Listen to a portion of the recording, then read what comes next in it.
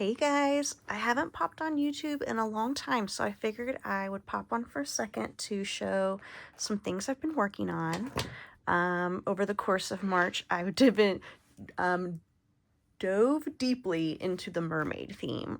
So everything I've been making, all my journal kits and paper pack collage kits, all those different things, everything has been mermaid themed and seahorses have been featuring a lot. So I wanted to just give you a quick sneak peek at some things that are still in progress. Today is a binding day, so I'm binding a lot of my journals that I've been building up over time. One thing I'm excited about with this release of journals is that I really like doing simple, small journals for now, because what I have found is that when you make really big, giant, chunky ones, you have to charge more, and not everyone's got the money for like a $75 journal in the year of our Lord 2026. So I've been keeping things scaled down, but still trying to make them super fun and interactive and inspiring. So a couple things I like about these. Some of them have these watercolor paper covers or scrapbook paper covers. But what I've done to make things a little sturdier and give it a little extra protection is put this layer on top. This is just like a clear, thin acetate. It's essentially an overhead transparency. And that just gives you a little more protection for your cover without adding too much bulk.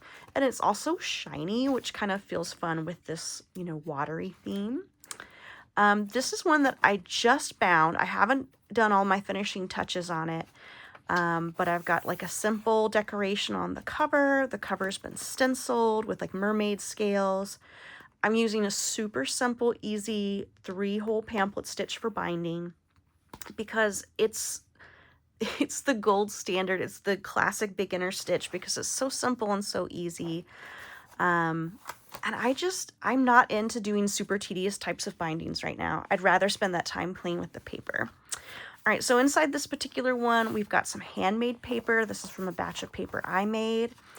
I had these giant sheets of like really funky purple, pink, teal, yellow. I got them, they were like donated or given to me. They were huge sheets of paper, and I tore them down to size to fit in here because I felt like they fit the color scheme so well. And then I've also been machine stitching on some of my pages. This particular one is some ribbon stitched to the side to make like a little ruffle. So it's basically pleated. I put the ribbon and the paper in the sewing machine, and then I sit there and pleat the ribbon, tuck it under itself so it gets that ruffle effect. I've also got pages from some really cool like found books and different things. So this is from like an ocean like photography book, and man, there's some really cool pictures in here, and some of them have captions, but most of them are just the pictures. And I thought this looked really pretty opposite this map. So I went through my map stash and found a bunch that had ocean maps represented. A lot of these have some kind of dyed or stained paper, so it looks like I was playing with watercolors or inks and some bubbles. Here's some more of that paper that I like tore down. Again, these book pages with the photography are so cool. Here I've got some washi tape. This was probably a gel print, and I used some kind of glitter shimmery paint on the plate, so there's some shimmer. Looks like I did this on top of a map, so you can see the map kind of poking through. Some more handmade paper. You can tell that this has a lot of like really fun texture to it. And I love that ragged decal edge. Here's some more like dyed paper. This was probably the index from a map book, it looks like, or an atlas, because these are all like place names. Some more ruffles. Oh my gosh, I'm obsessed. I found the most amazing picture book, and I try, I don't tear up all the picture books I find. Some of them I can't like make myself do it. I have a pretty like dope collection of beautifully illustrated children's books. But this one was so worth it because it was absolutely beautiful. I'll find the name of this book and post it in the description because I got so many beautiful pages out of this book. And I really felt like they just added the most wonderful burst of color into all these journals. amazing. And I love having this be the very center of the journal. It could just really set your inspiration off, I feel like.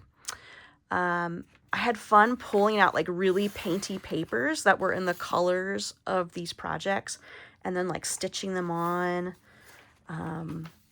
It's just really fun playing with this color palette. I mean, how can you not love it? Oh, here are these cool fish. Ooh, I had a little extra washi tape on it, but that peeled right off. I think these guys are cool. And again, I love mirroring colors on neighboring pages. I always try to make the pages flow together so that they make sense and that you could like carry things across multiple pages. Look, here's a map of the ocean floor. I also like having some darkness in this palette. Like there's some black to kind of deepen things, represent like the really depths of the sea. And you can like play with some fun contrast here. Like I'd want to put something like really bright here and maybe have like bubbles coming up. There's the last of those turtles. All right, so this is like what I would consider a pretty bare journal right now because I have some ruffles, but I don't have pockets or tabs or tucks or anything else yet. I also haven't added anything crazy to the side yet. So I still consider this to be a pretty naked journal. I did want to show you some of the other ones that I've been working on. This one is actually one I completed in my previous ocean releases, but I've been adding to it. So this had already been bound. It was using a method I was playing with last year. This is a fun method to experiment with, but I haven't continued in this because I think you need to do it with thicker paper. But it is also, it's just a little bit more work, to be honest. And like I said, I'm not into the tedious bindings right now. For me, it's about the book itself. But I really like how sweet this one is. It's got a little more subdued color palette. And I have a lot of fun, like lined grid graph papers in here, which I think would be really fun to use for sketches or for writing. I've got some tabs here and some little like add-on writing places. I think this is really cute. There's some ribbon underneath it, like paper ribbon that's iridescent. And then some of my ocean words matted or framed on a couple sheets of paper. Here's a little ink stencil, taking my ink dauber and going through the stencil real quickly. I love how it gives you a very soft effect. I've got a page border. Looks like I stitched a strip of paper and then glued it down. And here's a pretty gel print. I've got a little corner tuck here that's got a little slip of teal paper and then just a little tag made with the front page of a pack of scrapbook paper. I cut it out and folded it, punched a hole in it, and put some of this pretty little gauzy ribbon. And here's a fun little pocket. I've got some lined paper, library card, and then this is a cute little piece from scrapbook paper. It looks like I probably glued this down onto a piece of chipboard. And then I added a little grommet and some more of that like chiffon style ribbon. And then this is really cute. Just a super simple pocket shape, but I used the same like patterned paper from the same scrapbook pad. And then this is a strip of washi tape and a wax seal. I used some gold pen to make that pop. I just love the layers that are starting to develop here. Like I put a scrap of map under, and then I added this little extra tab. It just adds so much dimension to a really simple page and gives you like a bouncing off point where you can go in and add your own stickers, journaling, your own doodles, your own decorations, whatever you want to do. Oh, I love these tags. I actually have these tags on my Etsy store as a digital download. I took some of this bubble paper I had made and overlaid it with these different kind of like vintage seashell clip arts, added simple little labels, and then when I do them, I like to put the grommet, and this is like sari silk tucked in there right there. And look, you've got the gold of the grommet and the gold of the paper clip talking to each other. I don't usually do a lot of these like smaller pages, but these are really cute. I'm gonna have to play with this some more. And then the back also has an inner pocket, again with some more lined paper. I think this is fun to include because people can tuck it into a pocket or they could use it in the journal itself. And then here you've got another little decorated paper clip. And these are from this pack of cards. Gosh, I have been burning through them. I had a huge stack of these that I thrifted or found somewhere. And the pink and blue, I think, is just perfect for this palette. So I've had so much fun putting these little inspirational quotes in for people to find. I love a quote to inspire like a journal page. All right, so that's this guy with this beautiful kind of vintage conch cover there. And then I'll just quickly show you some other things. Here's one that's a little more completed. It's got this beautiful mermaid tail of fiber and trim, little sparkles, a little texture. It's also got corner protectors on it and a book plate. So again, I've got this like beautiful jelly printed or stenciled watercolor paper, but then it's covered with that acetate and then just given those beautiful little metallic accents.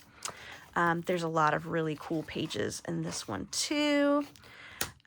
Here's another one I finished. It also has a tail, but it has a little bit of a more simple cover so that someone could go back and add something to it if they want. And this has got more of a gold tone with some of its pages and final touches. These are really fun as little journal holders. It's just a piece of elastic with a button, but it keeps your journal closed when you're not using it and protects your pages. Here's another one that's similar. I haven't finished this cover yet, but as you can see, it's been bound. Here's another one. This one is scrapbook paper that kind of looks like bubbles. Ooh, and these are fun because I stitched all around the sides of this one after folding the paper up so that the inner and outer cover have a pocket. Your girl loves a pocket. A lot of these pages have been stenciled or stitched on or just given it a little extra pizzazz. Here's another one of the mermaid scales. Y'all, by the time I think I'm done with this, I'm gonna have over 10 journals because I have so much material and it's been so fun to play with. So there'll probably be journals in different levels of decoration so I can offer them at some different price points. So depending on how stuffed they are, they'll probably range from like $20 to $50. So I'll definitely let y'all know when they're done and available for sale. But I'm so excited to share some more of these because I have been feeling so inspired and I want to pass that along to you too. All right, thanks for following along. I will talk to you again and show you some more mermaid goodness soon. Bye.